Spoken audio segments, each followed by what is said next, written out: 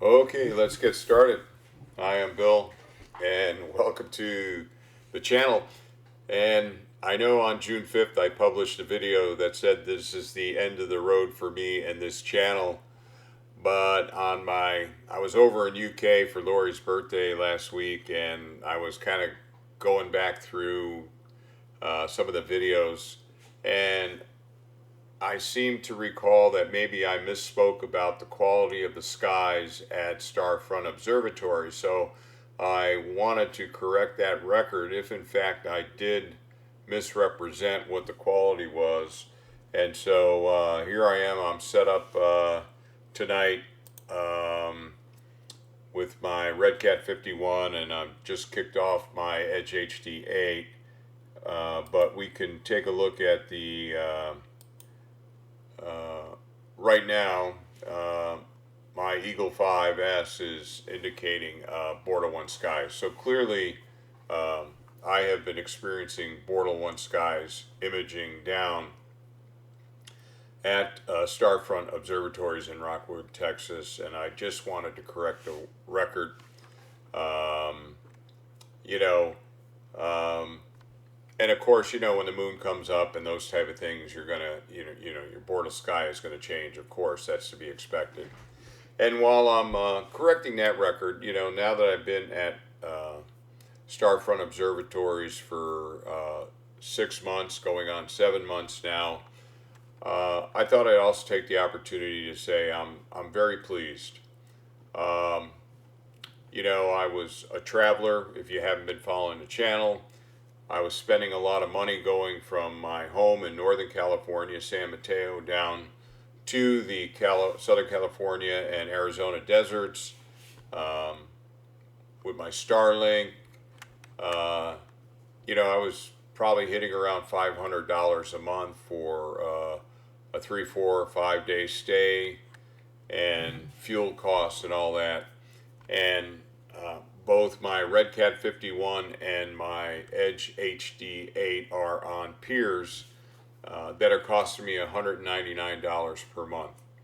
And that, for me, economically made sense. I'm actually saving money, and I've gotten a lot of convenience, and I've got a lot more nights that I've been able to image than when I was a traveler.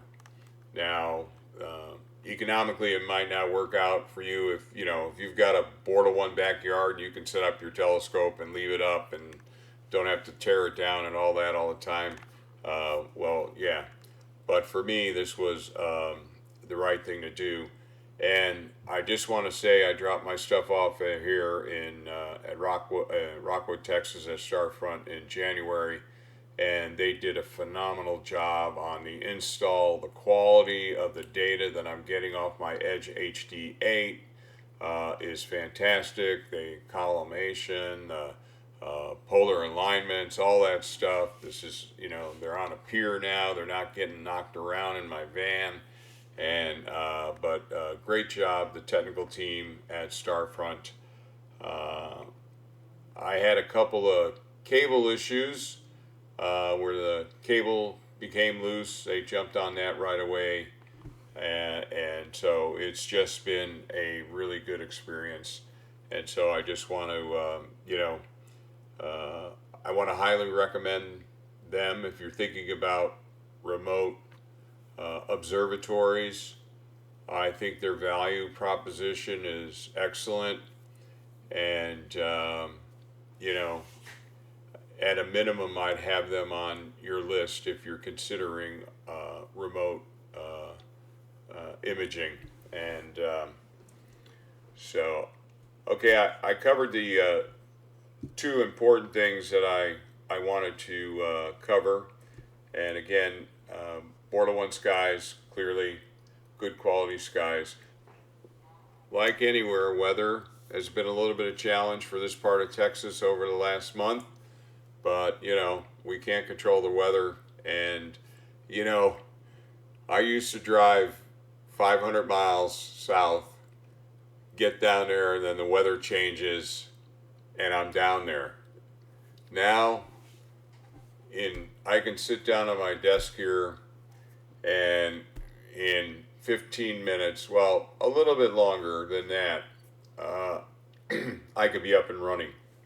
What I've been doing, because of the higher temperatures as we enter summer in Texas, I've been taking my time stepping down the temperature on my two sensors, and I could do it programmatically. I could say, drop it to this temperature and do that for a minimum of X number of minutes.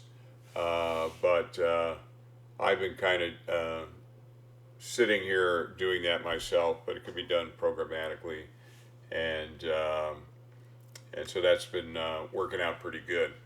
Other than that, M17, and then over here on my Edge HD8, I'm getting ready for what are we doing here tonight?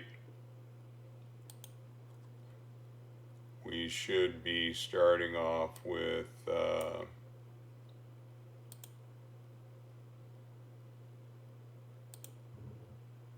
okay, yeah.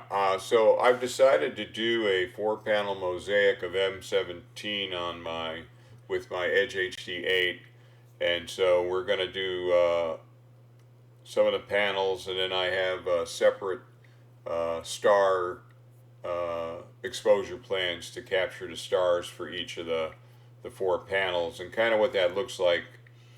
If you're not familiar with Target Scheduler, if we go in here, it's really easy to set up, but we'll go in here, and here's my mosaic projects, and right now I only have one, but what you can see here is I've got the panels with their associated exposure plans.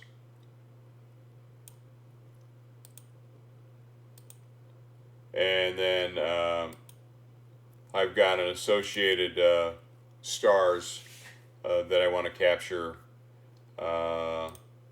Since I'm shooting M17 in narrowband, what I'll do is I'll capture RGB stars and then take the narrowband stars out and put the RGB stars in during the processing, post-processing steps. So that's what is kind of going on there.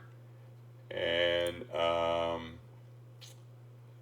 then if we go in here and we look down here at Target Scheduler, we can see there's information in this area that lets me know what's going on along the course of the night. There's been several iterations of Target Scheduler. If you're not familiar with it, a plugin for N.I.N.A written by Tom Palmer. Some nice enhancements, and so that's very cool. And then I can also, to track see where I'm at with projects, I can go into my reporting, I think, select the project, and mosaic projects, target, M17, and I've got so far just 4 exposures for that panel, and I don't think I've done any other panel. Yeah, so but nice reporting features here, and then we can also go in and look at the acquired images. And so I've also been shooting the Dumbbell Nebula, and so this is on the night of the 19th, some of the data that I collected, and some, yeah, so very nice tool, Target Scheduler, if you're a N.I.N.A user. I used it when I was a traveler. It's really providing value now that I'm in a remote observatory, and so something you might want to check out. Alright, so we'll go back to the imaging here, and again, during the course of the night, expecting some high clouds and that, but we'll go back over to here. What one more thing, maybe to give you an update. I know many of you out there do sky flats. I've essentially been using the flats that I collected prior to going into StarFront for processing data that I collected at StarFront, and I am not seeing any degradation in the results of my images. However, it's time for me now to do sky flats, and so tonight I started on that project again, and then just here's some of the flats that I've started to take, and just to refine my process for doing it. Again, using the flat wizard and everything. So really nice feature. I'll be successful doing the flats. It's kind of a timing thing because I start after sunset. I wait 5 or 10 minutes and then I start to collect the flats. And during that course of time, the light is continuing to change. So it's just something I got to work out and get comfortable with. All right. Generally, I get these PhD2 warning indications here when there's some high clouds in the area, and they are forecast for tonight. That may pass through from time to time. But if it gets too cloudy, they'll close the roof. And since I'm running with the safety monitor, and I am, well, let's go into here, the safety monitor, I look at a file every so often that they maintain on the status of the roof, and if they close the roof, this will change to unsafe, and then if it becomes unsafe, we come down here, loop while safe, and then if it becomes unsafe, then it will drop down into the shutdown area and start to close down in an orderly fashion, return the mount to home, and then eventually shut down the PC that's in StarFront. So really cool, nice automation, and here's some of my guiding.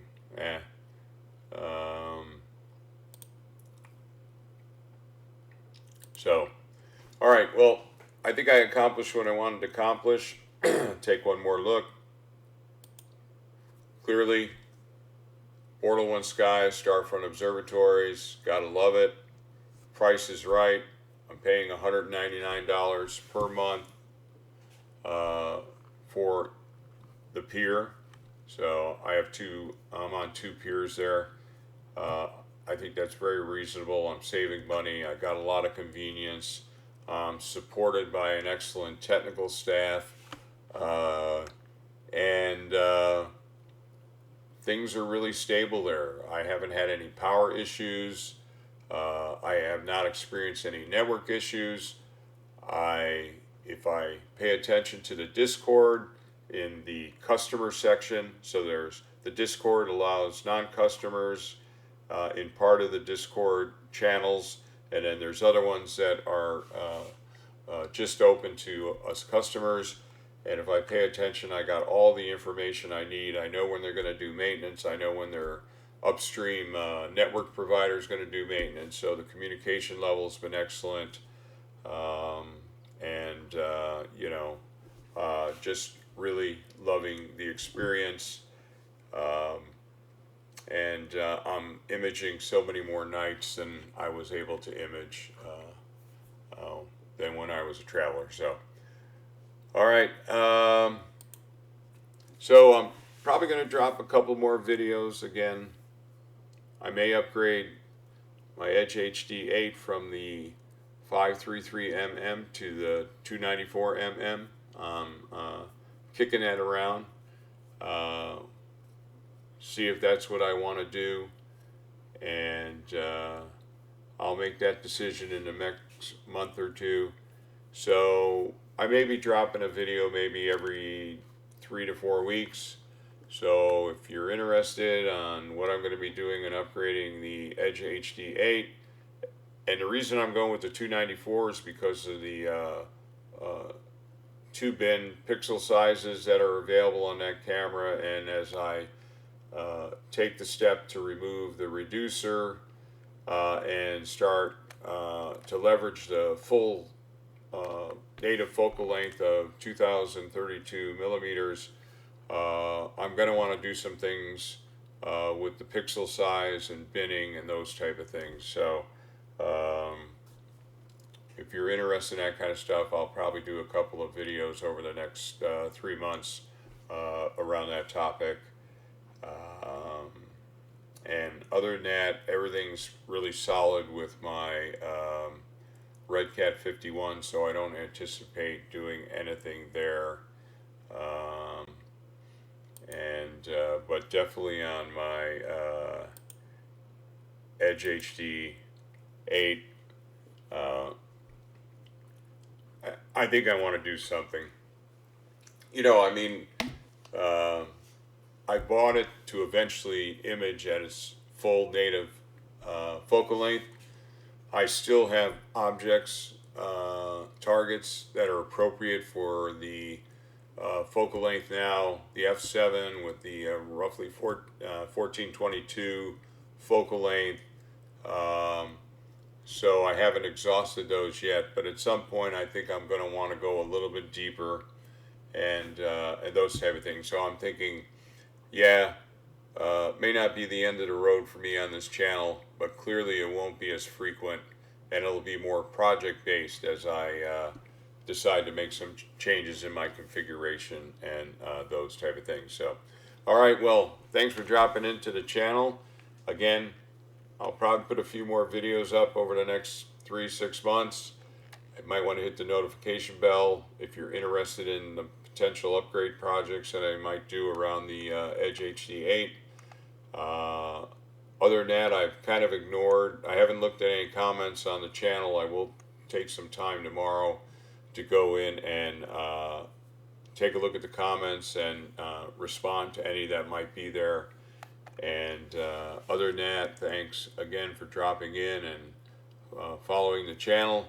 I hope wherever you may be as we approach the new moon period, or even right now, that you have some decent weather and clear skies to image. All right, thanks again. Till next time.